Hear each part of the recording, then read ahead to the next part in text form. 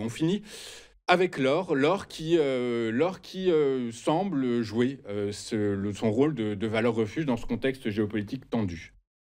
Oui, tout à fait. Alors, ça l'or, de toute façon, reste très élevé. Comme je le disais la dernière fois que j'étais, venu, à votre antenne, tant qu'on reste au-dessus des 3 200, on est sur des niveaux relativement élevés.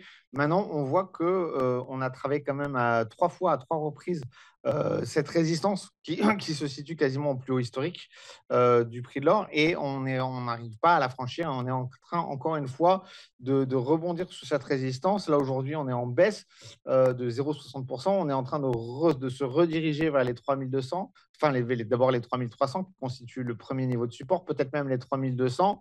Bah, écoutez, curieux, c'est assez curieux, parce qu'effectivement, dans ce contexte-là, j'aurais plutôt pensé effectivement que l'or aurait peut-être poursuivi sa hausse.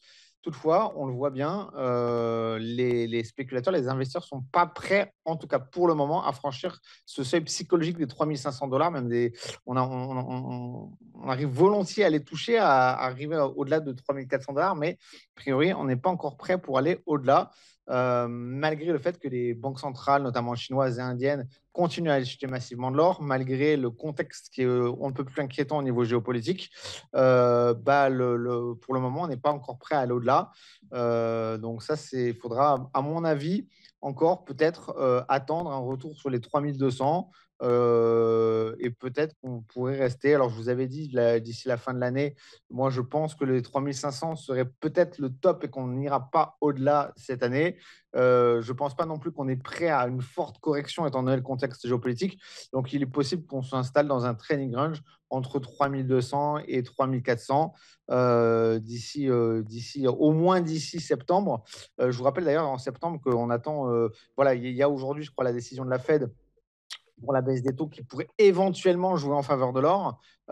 Mais d'après le consensus que j'ai cru comprendre, on ne s'attend pas à une baisse des taux dans l'immédiat, pas avant septembre en tout cas. D'ici la fin de l'année, on s'attend à une baisse qui pourrait ramener les taux à 3,6%, ce qui n'est pas énorme non plus. Je veux dire, ce n'est pas non plus une baisse de fou, si je puis me permettre, quand on compare avec les autres banques centrales, avec la BCE ou d'autres banques centrales mondiales.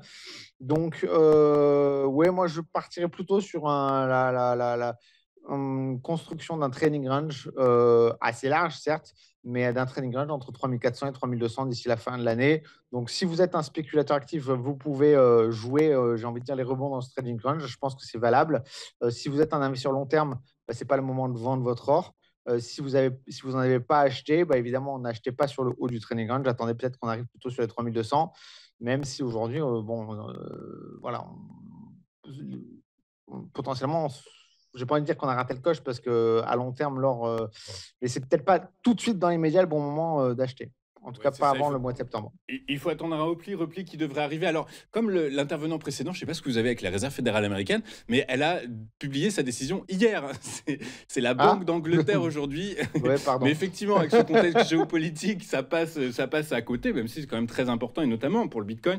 Donc, je rappelle globalement, sur le marché du WTI et de l'or, je me suis amusé ce matin à essayer de comprendre et de calculer les probabilités qui pourraient faire bouger donc, ces deux actifs. C'est évidemment du côté de la géopolitique qu'il faut chercher, du côté des États-Unis évidemment, et savoir dans quel est le taux de probabilité que les États-Unis rentrent en conflit avec l'Iran. Et deux solutions possibles, soit un conflit éclair, un bombardement éclair sur une installation nucléaire iranienne précise, ou un engagement militaire sur le long terme. La probabilité la plus importante, à 62%, c'est que les États-Unis rentrent bien dans le conflit, mais juste de façon très sporadique, avec le lancement d'un ou deux missiles hyper ciblés sur une attaque sur une infrastructure nucléaire iranienne. C'est donc ça, potentiellement, cet événement qui pourrait amener le WTI et l'or sur les niveaux à la hausse vers les résistances dont vous nous avez parlé. Voilà, c'est évidemment ce qu'on ne souhaite pas, mais en tout cas, c'est ce que les marchés, ce que les experts modélisent actuellement le plus. Merci beaucoup, Marc, d'avoir été. Merci. Vous voulez rajouter quelque chose, peut-être, du coup?